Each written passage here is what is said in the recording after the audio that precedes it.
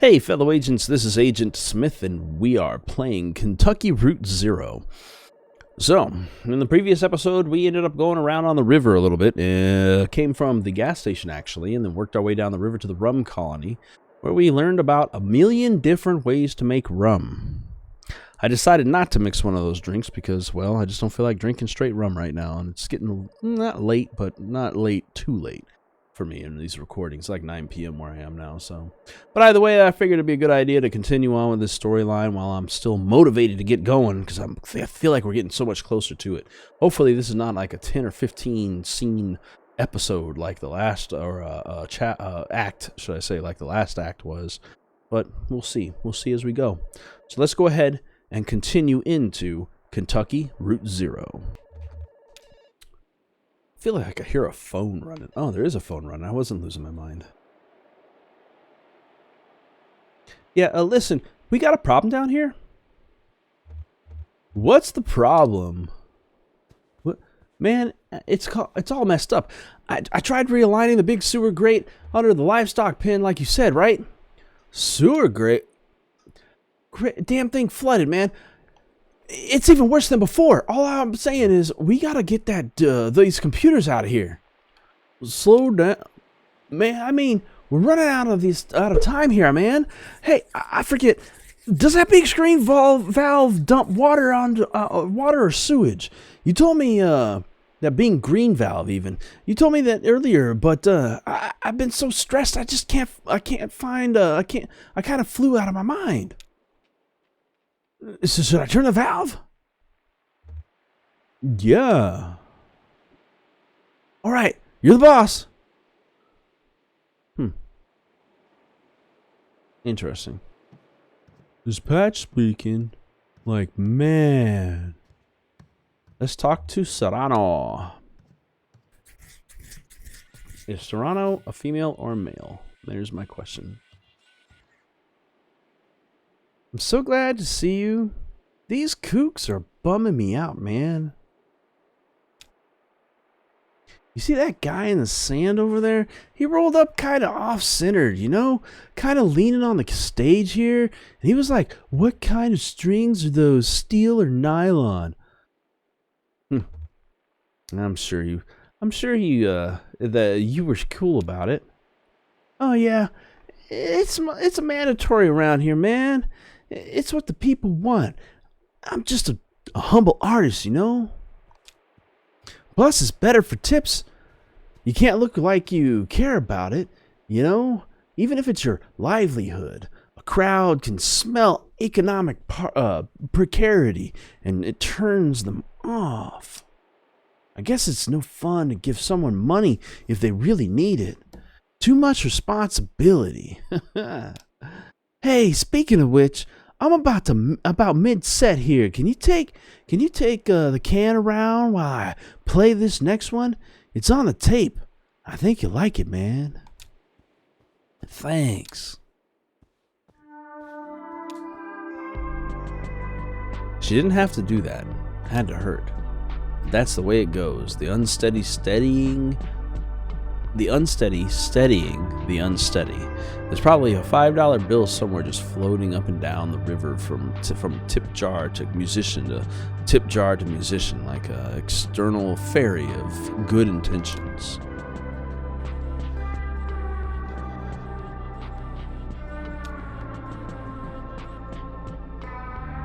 These two are pretty reliable. Where does their money come from anyway? Government check maybe? Nah. Then they'd only tip like that on the 1st and 15th. Maybe they fence stereos or something.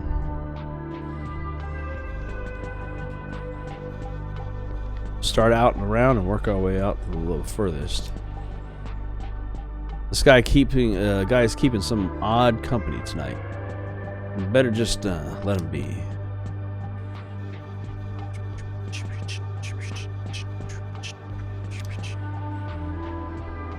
Will never has any money.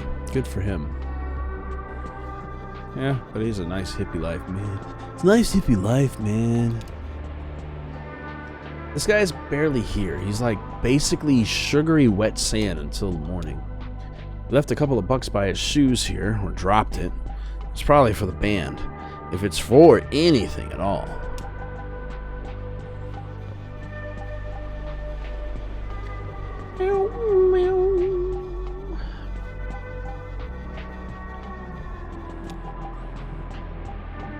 In his own little orbit. You gotta stop and think who's creating all the atmosphere.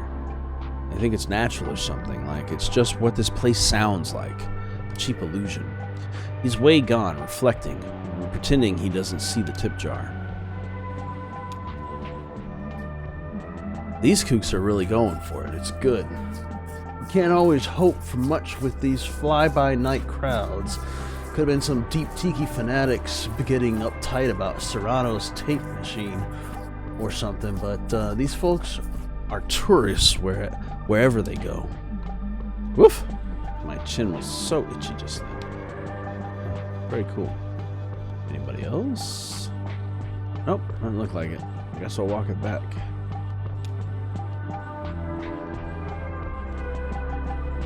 Oh, so he has a tape machine going as he goes. I get it.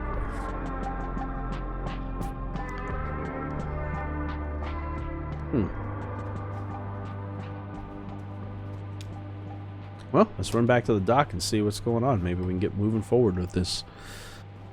Wow, wow, wow, wow, wow. I feel like that might have been able to leave in the last one, but, well. No, they're back here now. They're like in two places at once. Well, that was pleasant detour. Yes, ma'am. Ready to move on? How about you round up the old man, if you can tear him free? Okay, let me go get him. They just want me to listen to this beautiful music again. This old man? It's not a bad place, to be honest. It's pretty interesting. Yeah, you're right about that. I never quite thought of it that way. Hey, we're getting ready to head out. Noticing Shannon for the first time. Oh, sure, I'll be right there. And away we go. Down the river and back to narration from our man. The man who does our narration. I think. I love that this boat is also a wireframe. This wireframe art style is just beautiful. Hopefully it comes through with this 1080 recording, because my little capture screen definitely isn't showing it on the quality that I see it on my television screen. So hopefully it'll look good.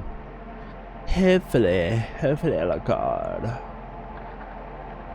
We could probably do a voice like this for a girl. It's easy to miss, but beneath that quarter-acre swarm of moss that's Gordon Pityo-Campa. Excuse me.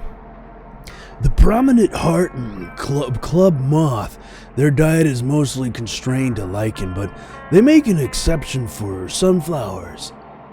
Is a quarter-acre sunflower orchard? A quarter-acre sunflower orchard, and beneath that sunflower orchard, there are two small lots with small houses, positioned so they just about butt right up against each other. The houses are empty now of human life. There's no sign of a person or anything living inside from moss and overgrowth. There's some pipes that have bolted into the cave wall near the perimeter, and a few stone scars where the other pipes have been ripped away by scavengers. These once supported the large grow lamps that fed the sunflowers. The lamps are gone now. Once this crop of sunflowers is picked away, it's unlikely anything else will grow here but lichen, moss, and rock formations. The prominent heart and club moth will move on. The houses will be visible again. At least until somebody strips them for building materials, or the river washes them away. The houses were once inhabited by two sisters.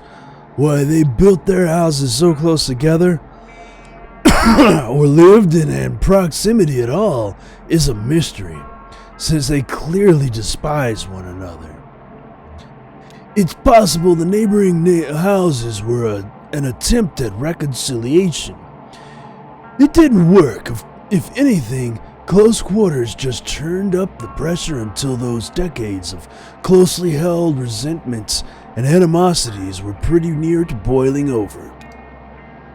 All that energy had to go somewhere, and both sisters had the same idea. They took up gardening. They're both cultivating sunflowers, an improbable crop for this location. Too improbable to be coincidence. Maybe the sunflowers have some special meaning for them. Or maybe when one sister saw her rival sowing the impossible seeds, she knew at once that she couldn't bear to be outdone. Which sister had the greener thumb, we'll never know. The stalks tangled, the roots knotted, and the seeds mixed. Those gangly sunflowers merged the two lots into one undifferentiated field. The two sisters moved out, probably around the time the moths started showing up. Of course, there was no selling the lot then, overgrown and bug-chewed as they are. In fact, if those sisters ever tried to sell, they'd be in for a rude shock. Not long ago, a property tax clerk, having seen the two adjoining lots registered to the same last name, presumed they belonged to the same owner and erased the legal border between them. Huh, that's crazy. So they don't even know they're living on the same land together.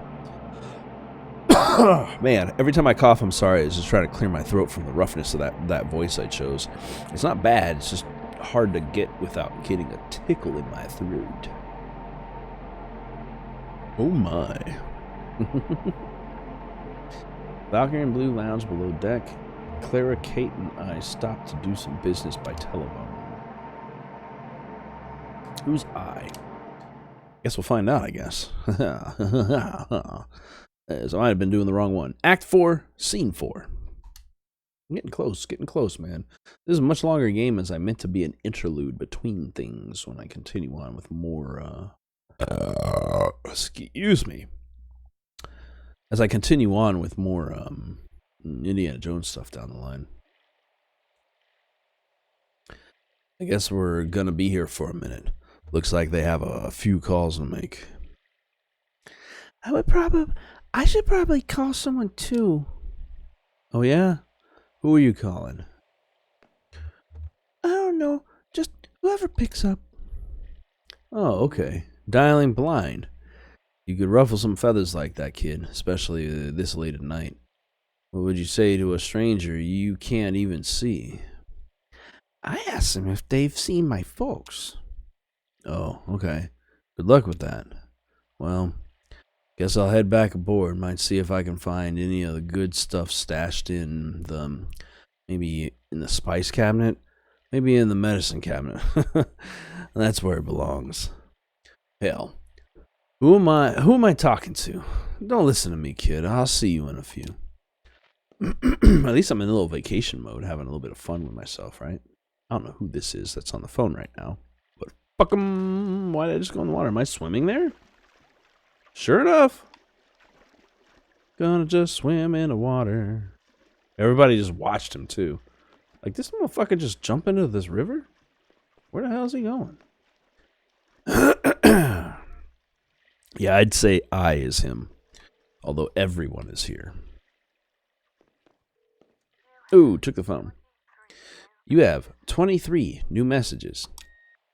I remember going to a house in Aroostook County, Maine. I was 2, and we were moving, and we were driving up in a white Nissan station wagon with faux wood paneling. And it was the first time that I'd seen the house that I was going to live in for the next 7 years. Do I have to listen to 22 more of these? Clicking and beeping. We'll listen to the next message. Being washed in the bathroom sink. Ooh, I wonder if these are messages from that phone thing. I was just parking my car. I had to parallel park it. The street that I live on was full, but there was a nice, but it just got cold today for like the first time in a long time. So I had the heat on. And whenever you have the heat on in an old car, it definitely smells a certain way. It smells kind of like, it almost smells, you can like smell that it's hot, and you can feel it too, but the smell that it is like from the car itself, like from the engine. And there's been a lot of smoking going on in that car, so it's not exactly a pleasant smell, but it's definitely strong and it's definitely there. And with the windows down, you can also smell that it's cold. So you get both. And that feeling together is super familiar if you've been in old cars a lot. Anyway, I was parking and I had to go in and out about it like 3 times, but when I finally finished parking, it was like perfect. Both wheels against the curb, and that's when I had like the double memory when I first learned how to drive. My mom taught me how to parallel park. She told me the story about when her dad, who was a motorcycle cop, taught her how to parallel park. And every time she parallel parked, he would take out a dime, and if he could fit the dime between the wheel of her car and the curb of the street, then she had to do it again. She didn't do that for me, but every time that I got upset about having to do it again, she would tell me that at least I didn't have to be a dime's distance away from the curb. I learned how to drive in the fall, and I got that smell a lot during that time. And I don't know when my mom learned to drive. Oh, probably going to school. I can't sleep because the trees are scraping against my window, and it reminds me of a tongue scraping against my skin. What? I'm about to cross an ocean. I worry about my dog. Can't sleep anywhere near a place. The gas is sold. Not when it's being sold, when it's not being sold. It was tough to hold on to this thing, but yeah, my hands are pretty damp.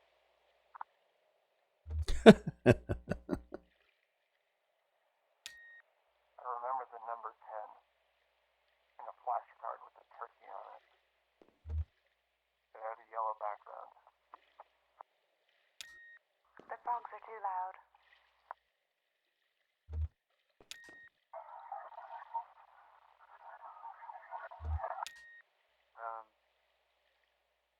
Not a whole lot. I guess I was walking. I was in a stroller in Treetop Park in Florida. My mother accidentally pushed me into a spider web. And I freaked out a lot. I think that's the first thing I remember.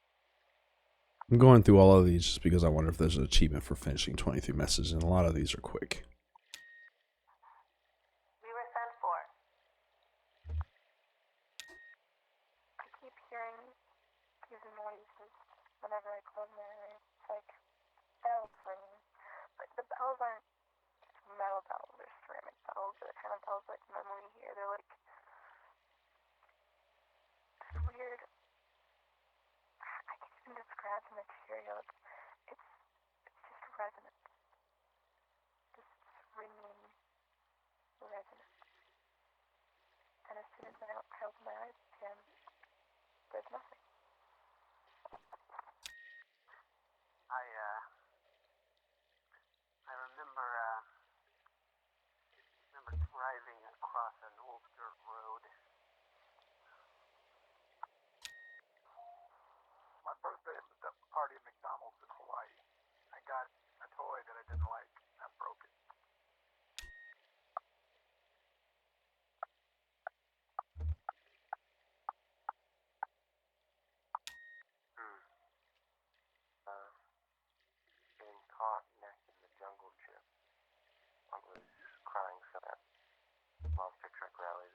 my parents to take me out, and they missed it. One of those two.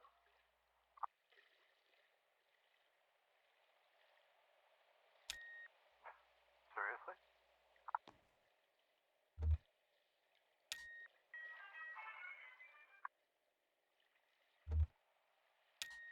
Whether I wear boots or sneakers, my feet always feel damp.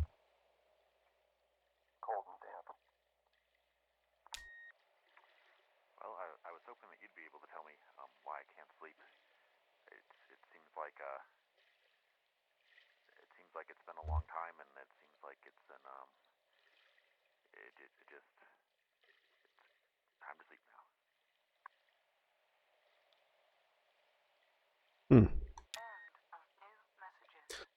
Okay, cool. I counted them right. That's 23 messages.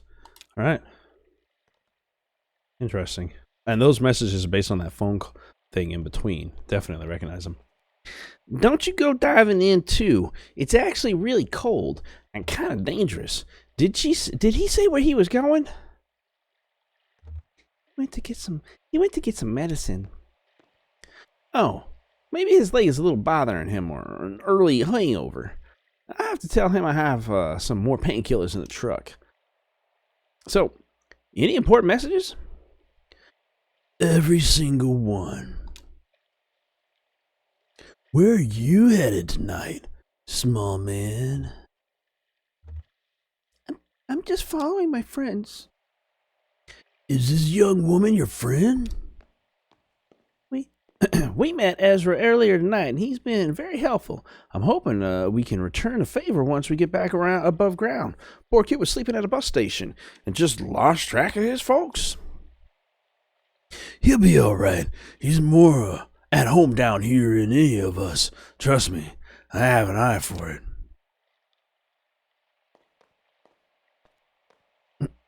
More messages? Oh my goodness. No messages? Call someone. I love this as a phone fucking boat. Kate! Thanks for calling. How are you feeling? I'm pregnant. I couldn't get settled in bed, so I just watching TV. Some cooking show about high concept junk food, and everyone from my high school chemistry class was there, making cupcakes out of like old bicycle parts. I think I might have dozed off a bit, actually. Honestly, this baby can come out whenever he wants. I'm completely over it. Good for you. You should really you sound really confident. Oh, it's all an act. I'm actually... The phone line makes a horrible sound. Whoa, God.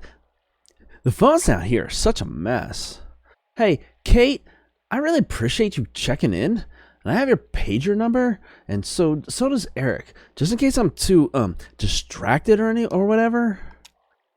I'll let you go. I should try to eat something.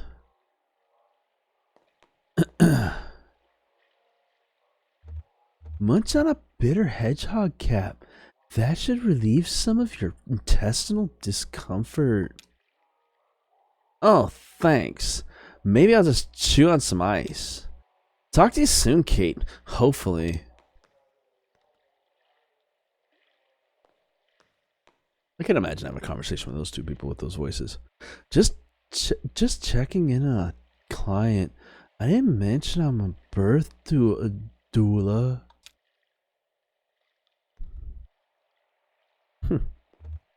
Wow, how does that fit with being a tugboat captain? Some women choose to come labor on the boat, actually. For the rest, I have a backup, just in case I can't get back to the dry land in time. I've been lucky and only had to lean on her a handful of times. Out of several hundred births. You'd never believe how many people are just born all the time. Is everything okay? Everything's great. Sounds like she's ready. Some women just know. It's amazing. Others are Caught totally by surprise. Your friend went back aboard? I think he has a headache. Yeah, I noticed he was kind of holding his head to the side a bit. Sort of drooping, wilting. I thought he was tired.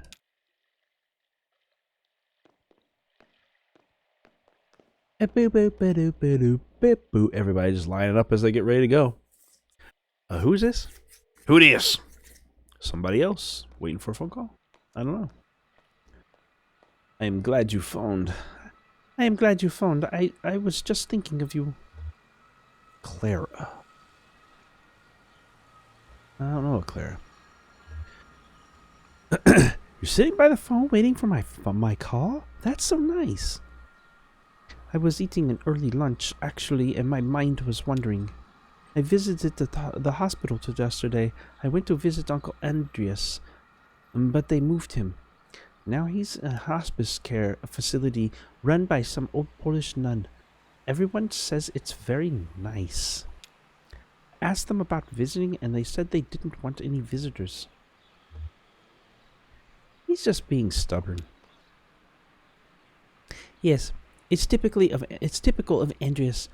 I was thinking maybe if you came to visit, he would see you. All those afternoons, you two would go drinking beers by the river. Don't you think it would mean a lot to him if you could say goodbye to you in person? We must take him at his word. Maybe you know him better than I do, but I just don't believe anyone should really want to die alone. Oh, here's Mother at the door. We're going to try again to see him. I hope the tour is going well. Love you. Be careful. Whoosh. I don't even know what accent that was. But it's the accent I'm going with, and hopefully I can duplicate it.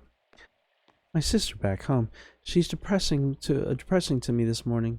She's very depressing to me this morning. My Uncle Andreas is terminally ill and refusing of visitors. And Nadia is making a stir about it. Doesn't bother you that your uncle is refusing visitors? He's a bear of a man. Wild animals, it's that way. That's what they do. And then it's time to die. They wander off into the forest alone. No, I said it wrong. They don't wander. They make a pilgrimage. We must always take the dying at their word. Their motivations are beyond our understanding. The older man, he's swimming back to the mammoth. No emergency, I hope. Oh, he could try some garlic. Miraculous. He's cooking. Didn't strike me as the type. Brandon approaches. I don't suppose any of you folks are heading past the Bureau of Reclaimed Spaces. Not at this run, but we'll be coming back this way in a few hours. Well, I may still be here then. It's not a big deal. I just hang out and read or something until it's time to head back to work. Hey, you folks are traveling with that old guy, right? With a leg? Is he okay? I saw him earlier tonight. He came by the storage facility for some files, and he totally bit it on the staircase. I'll go with this voice, because I don't remember if I didn't think I was actually going to run into this guy ever again. Sure, he's just been drinking a bit. You know how it is. Yeah, you have to be, to dive into an echo like that. Well, have a good night, or morning, almost. Cool. Was that it? Back to the river. Boop, boop, boop, boop, boop. Let me get a drink to lubricate my throat for this rough-ass voice.